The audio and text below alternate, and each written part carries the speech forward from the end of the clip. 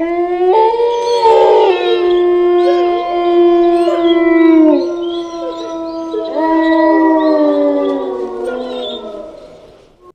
मेरी आँख खुली तो मैं अपने रूम में था।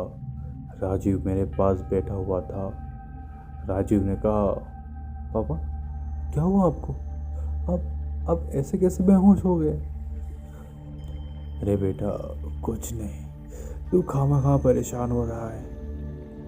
देखो पापा, कोई भी प्रॉब्लम हो तो बताओ। अभी आपको डॉक्टर चेकअप करके गया, उसने कहा कि कमजोरी की वजह से चक्कर आए। क्या आपको पल्लवी पसंद नहीं आई? क्या उसका भी नाम पल्लवी है? इसका भी नाम पल्लवी? और किसका नाम पल्लवी है? मैंने मन में सोचते हुए कहा। मुझे लगा अगर उस सब के बारे में इसको बताया तो ये परेशान होगा, तो जाने ही देता हूँ। दुनिया में कितनी भी लड़कियां हैं जिसका नाम पल्लवी है, और वैसे भी दुनिया में शकल के 7 लोग होते हैं, ये भी उन्हीं में से होगी कोई। अरे नहीं, कुछ नहीं, बस कल राजपाली गया था ना, तो उसी के थकान है बस थोड़ी। ठीक है, आप रेडी हो जाओ, पल्लवी खाना बना रही है और उसकी फैमिली वाले भी गए। क्या? अरे यार उनसे मिल भी नहीं पाया। चलो कोई बात नहीं, उनसे फिर कभी मिल लूँगा। और पल्लवी खाना बना रही है? अरे वाह, आज उसके हाथ का बना हुआ खाना ही चख लेते हैं। हम दोनों नीचे खाना खाने के लिए गए। मैंने देखा कि पल्लवी किचन में खाना बना रही थी। मैंने कहा, अरे बेटा ये क्या, तुम आज पहली बार आई हो घर पर और किचन का काम हाथ में ले लिया? मेरे पास आई और अपने सर पर पल्लू रखते हुए मेरे पैर छुए और बोली, पापा जी, मैं तो हमेशा आपके साथ हूँ। क्या? मतलब पापा, हम अब आपकी देखभाल के लिए हमेशा आपके साथ हैं। पर ये सब छोड़ो और ये बताओ कि अब आपकी तबीयत कैसी है? अरे बेटा, जिसके घर में तुझ जैसी लक्ष्मी आ जाए ना, तो उस घर में चांदनी ही चांदनी हो जाए।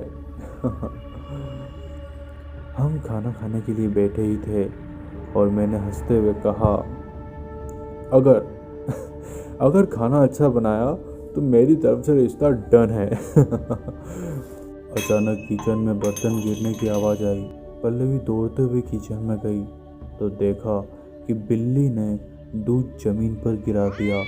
तभी बिल्ली की चीखने की आवाज़ आई और फर्श पर कुछ कांच के टुकड़े गिरे। तो मैं उठ के किचन में आया और देखा पल्लवी बिल्ली को उठा के उसके गर्दन का मांस खा रही थी, जैसे कोई जंगली जानवर अपने शिकार को खा रहा हो। ये सब देखकर मेरी तो रूह कांपने लग गई और तुरंत मैंने वहाँ से राजीव के पास गया। उसको पकड़ के मैं अपने साथ चलने को कहा। अरे क्या हुआ है? कहाँ लेके जा रहे हो मुझे? हुआ क्या है? तू चुपचाप मेरे साथ चल।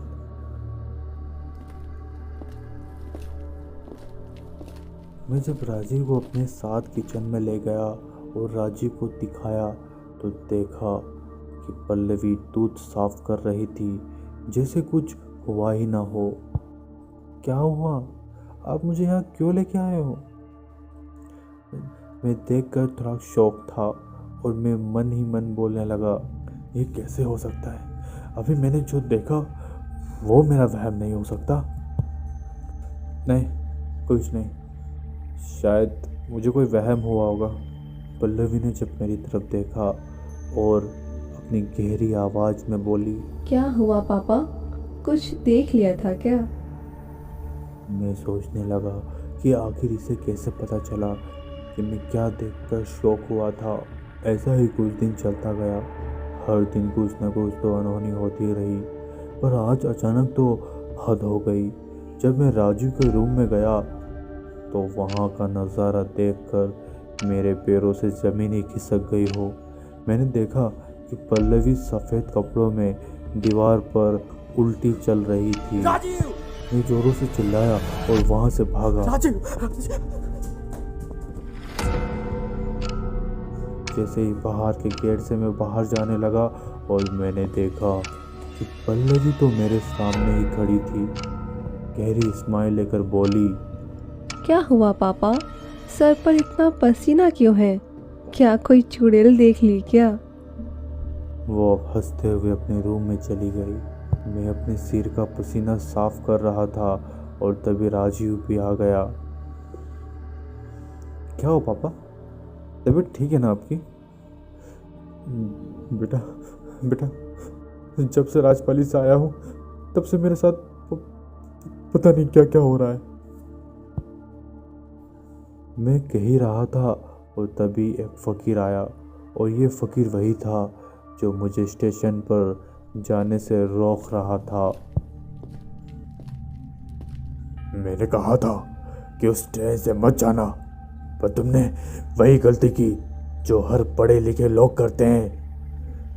मुझे माफ़ करे बाबा, पर ये सब हो कैसे रहा है?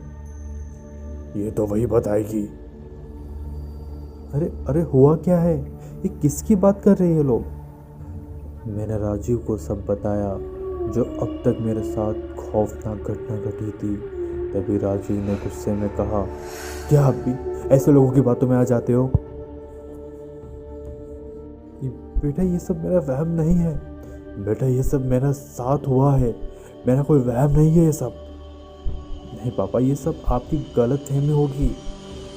मुझे पता था कि यकीन नहीं करेगा, इसलिए मैंने तुझे नहीं बताया था। अरे पापा सब ठीक हो जाएगा। और ये फ़कीर दोबारा इधर दिखना नहीं।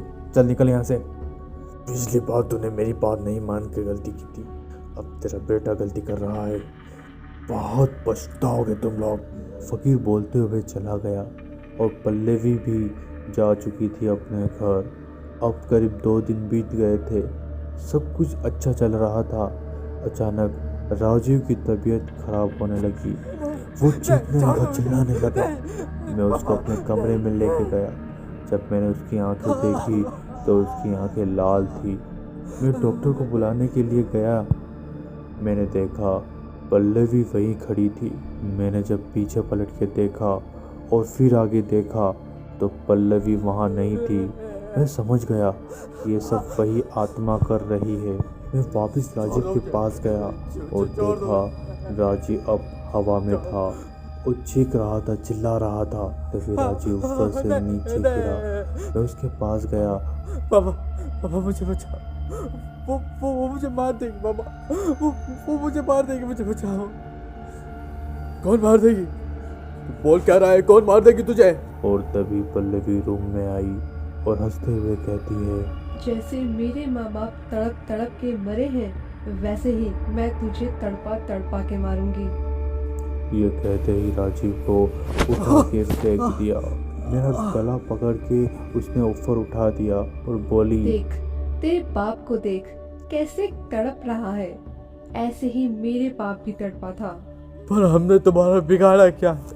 कौन हो तुम और हमारी जान के पीछे क्यों पड़ी हो? शैतानी आवाज में पल्लवी कहती है। ये बात अपने बेटे से पूछ। तभी पल्लवी एक गांव की लड़की का रूप लेती है और ये रूप उसका ओरिजिनल होता है। राजीव की आंखें फटी की फटी रह गई। राजीव बोला, तुम हाँ मैं। जो हुआ देखो अनजाने में हुआ, प्लीज प्लीज मुझे माफ कर दो, प्लीज। तभी पल्लवी ने उसके हाथ में खील गाड़ दी। राजीव जोरों से चिल्लाने लगा।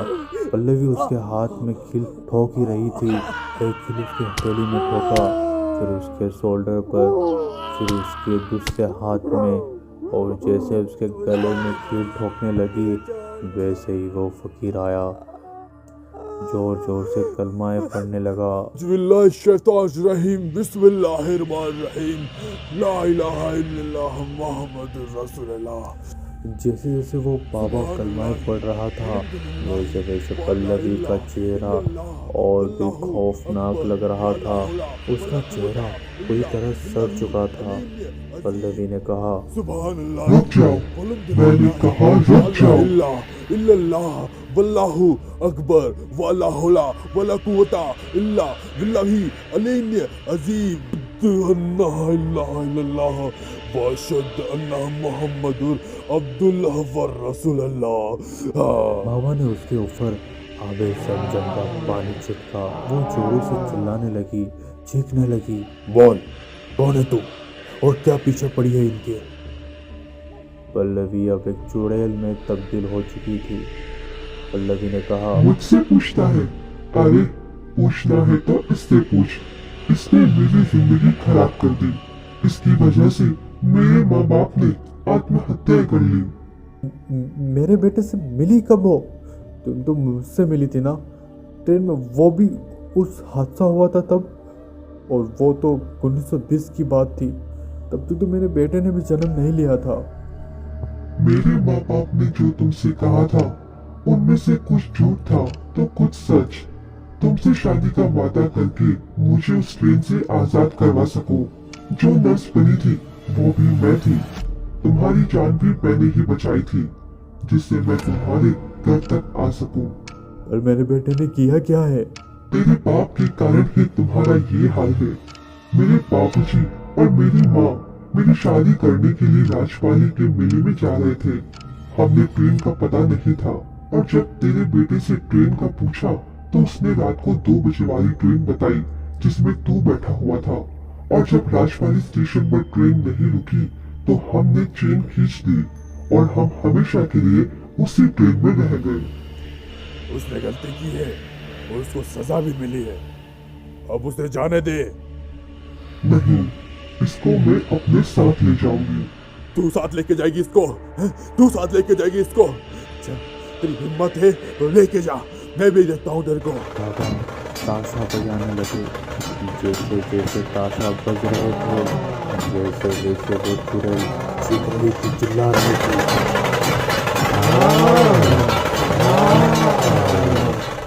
अब वो चुड़ैल चलने लगी। उसके पूरे शरीर में आग पकड़ ली थी। अब वो जल के राख हो गई और धीरे धीरे ताशा बजने की आवाज़ अब कम हो रही थी। कुछ देर के बाद सब कुछ शांत हो गया। तो दोस्तों, कैसी लगी ये कहानी?